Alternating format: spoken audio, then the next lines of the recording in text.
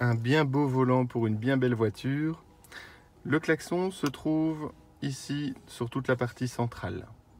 À gauche de votre volant, vous allez retrouver une fonction téléphone avec la fonction raccrocher, la fonction décrocher, un bouton de réglage du volume avec également la possibilité, si vous appuyez sur ce bouton, de couper complètement le son, un bouton pour pouvoir avancer ou reculer les pistes audio, aussi bien radio qu'USB, un autre bouton qui va vous permettre de changer de source, c'est-à-dire que si vous écoutez la radio, vous voulez faire une lecture de ce qui se trouve sur le contenu de votre clé USB, vous allez pouvoir appuyer sur ce bouton.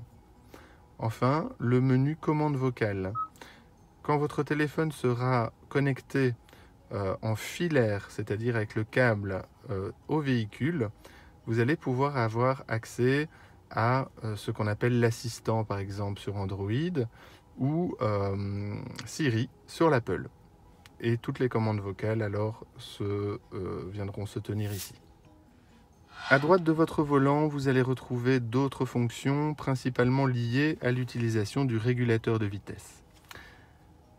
Pour le préactiver, vous appuyez une fois sur le bouton mode. Il ne se passera encore rien, vous aurez simplement initialisé la fonction régulateur de vitesse. Ensuite, imaginons que vous soyez à 120 km/h sur l'autoroute, vous souhaitez un peu soulager votre jambe droite, vous donnez une impulsion vers le bas et vous allez pouvoir lâcher le pied de l'accélérateur. Votre véhicule va continuer à circuler à la vitesse à laquelle vous avez enclenché le régulateur de vitesse. Si vous désirez accélérer ou décélérer, vous allez encore pouvoir le faire ici en montant ou en descendant ce bouton. Pas d'inquiétude, dès que vous toucherez ou la pédale d'embrayage ou la pédale de frein, ou même si vous appuyez ici sur le 0, le régulateur de vitesse sera annulé. Alors, petite particularité sur la SID, vous avez un régulateur dit adaptatif. Grâce à ce bouton, vous allez en fait pouvoir déterminer la distance qui va vous séparer du véhicule qui est devant vous. Donc vous êtes en régulateur de vitesse à 120 km/h, vous allez pouvoir choisir 3 niveaux de distance qui vous sépareront du véhicule qui vous précède. Comment cela va-t-il se passer ?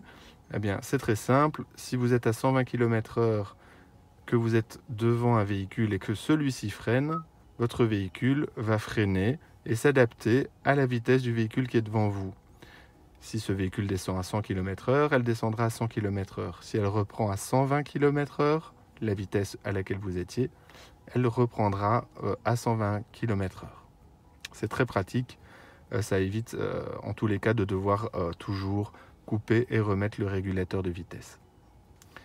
Enfin, un dernier bouton qui va vous donner accès, et là je ne rentrerai peut-être pas trop dans les détails en vidéo, dans l'ordinateur de bord qui se situe ici au niveau des compteurs, qui vous donnera des indications telles que la consommation moyenne, l'autonomie en carburant, la distance parcourue, mais pas que. C'est un menu assez complet qui prendrait trop de temps pour vous expliquer cela en vidéo, mais ne vous inquiétez pas, vous allez retrouver vraiment toutes les explications dans les manuels du véhicule.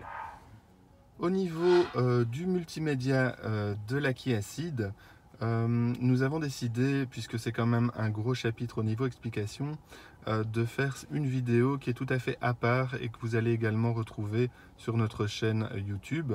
Donc n'hésitez pas, si vous avez choisi une option navigation par exemple, n'hésitez pas à aller consulter cette vidéo. Au niveau de la console centrale, plusieurs petites explications. Ici, c'est simplement l'endroit où une carte SD sera insérée pour faire fonctionner votre système de navigation. Une fois qu'elle y est mise, ce n'est pas quelque chose qu'il faut toucher, hein, il n'y a aucune fonction, c'est juste un emplacement où on vient insérer la carte. Vous avez ici les feux de détresse, 4 clignotants, et la fonction anti-carjacking. Au niveau de la console centrale, vous allez retrouver pas mal de choses. Je vais vous donner aussi un petit mot d'explication. Ici, vous avez l'emplacement où on vient insérer simplement la carte SD pour le système de navigation, les feux de détresse et la fonction anti-carjacking. La fonction anti-carjacking, quand vous allez avancer avec votre véhicule, celui-ci va se verrouiller. comme ceci. Si donc vous voulez faire rentrer quelqu'un qui se trouve à l'extérieur de votre véhicule, vous allez devoir déverrouiller simplement le véhicule pour que cette personne puisse rentrer. Ceci, c'est quoi? C'est simplement dans le cas où, comme tout à l'heure, je vous l'ai démontré, vous pouvez couper ou désactiver du moins l'airbag côté passager. Ce sera un témoin qui vous indiquera si oui ou non cet airbag est bien actif. On en vient à la climatisation. C'est une climatisation sur ce modèle automatique et bizone. Comment est-ce que ça fonctionne? Vous allez pouvoir choisir une température, on va dire 20 degrés. Et comme c'est une clim automatique, c'est un petit peu comme un thermostat à la maison, vous appuyez sur automatique et votre voiture va gérer tout toute seule. Ce qui est pas mal avec une clim bizone, c'est que votre passager qui est parfois un peu frileux va pouvoir régler lui aussi sa température qui, comme vous le voyez, peut être différente de la vôtre. Vous avez un bouton synchronisé. Si vous êtes seul en voiture et que vous ne voulez pas à chaque fois devoir régler les deux températures, vous appuyez sur synchroniser et vous allez le voir, en modifiant ma température côté chauffeur, les deux températures s'alignent à ma température chauffeur. Ce bouton vous permet d'activer le recyclage de l'air. Le recyclage de l'air va simplement couper les arrivées d'air extérieur et donc, par exemple, ça peut être très utile si vous suivez un camion ou si vous êtes dans un tunnel de plusieurs kilomètres pour éviter la pollution à l'intérieur de l'habitacle. Ceci est un réglage manuel. Ça vous permet de régler manuellement la puissance de la ventilation. De même que ces trois boutons ici au-dessus vont vous permettre de régler manuellement toujours la direction de la soufflerie. Attention, à partir du moment où vous faites des réglages manuels, vous voyez que le bouton automatique s'est éteint puisqu'on n'est plus en mode automatique, mais bien en mode manuel. Mais l'idéal, comme je vous le disais tout à l'heure, c'est une clim automatique, autant s'en servir et le laisser en automatique. Vous avez la possibilité de tout éteindre également, donc plus aucune ventilation. Et enfin, les deux boutons du matin, le désembuage avant et le dégivrage arrière. Plus bas, vous allez retrouver sur ce véhicule qui est bien équipé, les sièges ventilés. Alors, sièges ventilés des deux côtés, à l'avant. 3 positions possibles. Donc, très sympathique, surtout avec un intérieur cuir en été, puisque vous allez avoir un rafraîchissement de vos sièges par un système de ventilation et un air frais. Au contraire, vous avez ici, en partie plus centrale, les sièges chauffants, toujours chauffeur ou passager, et toujours réglables à 3 niveaux de position de chauffe. Le must, ici au milieu, vous avez également le volant chauffant. Peut-être un peu moins évident à percevoir sur cette vidéo, vous avez ici un témoin et un espace de rangement. C'est ce qu'on appelle le chargeur à induction. C'est-à-dire que ce véhicule est équipé d'un chargeur qui va vous permettre de simplement déposer votre téléphone portable sur cette tablette. Si la lumière s'allume, c'est que votre téléphone se chargera sans fil par induction.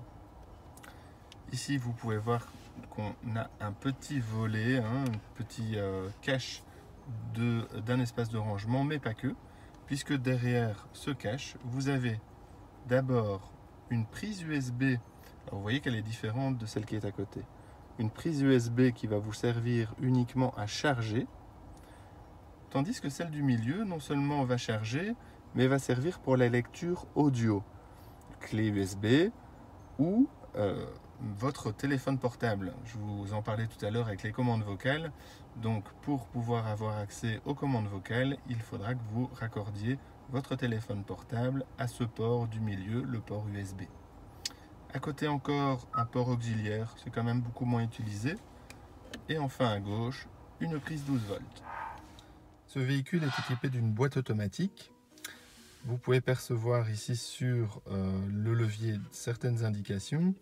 Donc P est la position parking R, marche arrière, N, neutre, D, marche avant. Vous avez également un plus et un moins, mais je vais y revenir.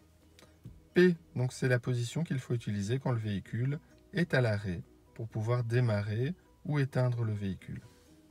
Pour pouvoir passer d'une position parking à une autre position, vous avez une petite gage de sécurité sur le côté du levier.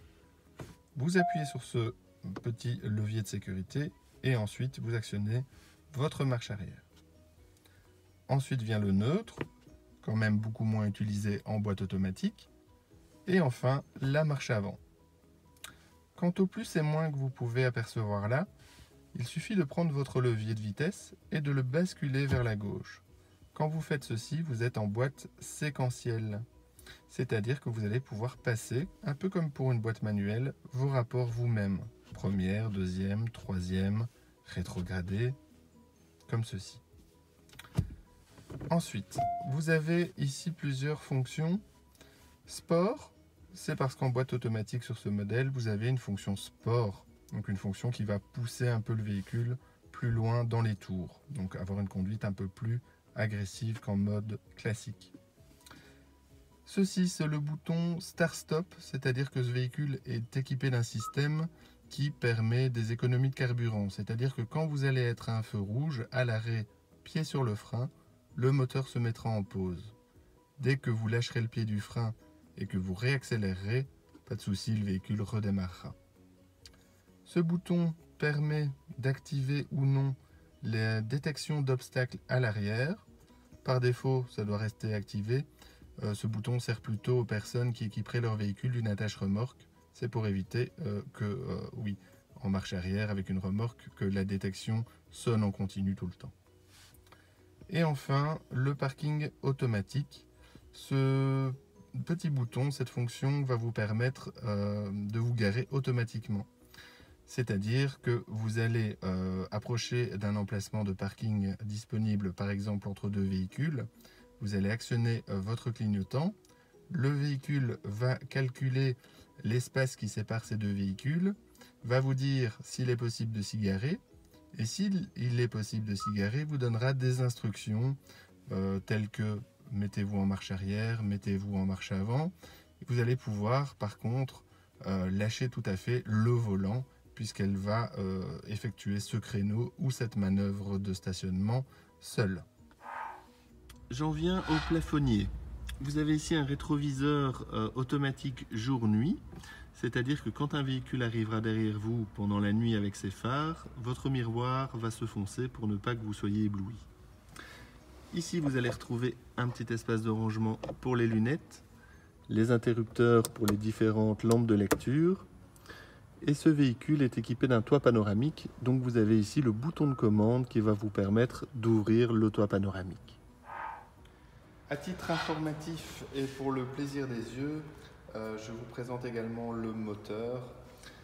Alors, un petit peu les emplacements des différents éléments. Vous avez ici la batterie, le remplissage du liquide de direction, la boîte à fusibles, le filtre à air, le liquide de refroidissement. Au niveau des choses que vous pourriez éventuellement contrôler vous-même ou remplir, vous avez ici le niveau, le réservoir en tout cas du lave-glace, la vérification du niveau d'huile et le bouchon de remplissage se trouve ici, juste à côté du cache-moteur. Chers clients, ainsi s'achève la présentation de la Kia Proceed. J'espère que cette vidéo vous sera utile et qu'elle vous a été agréable. Si vous avez d'autres questions, n'hésitez surtout pas à nous contacter. Nous vous ferons un plaisir d'y répondre. Il me reste à vous souhaiter bonne route. Encore merci pour votre confiance et à bientôt.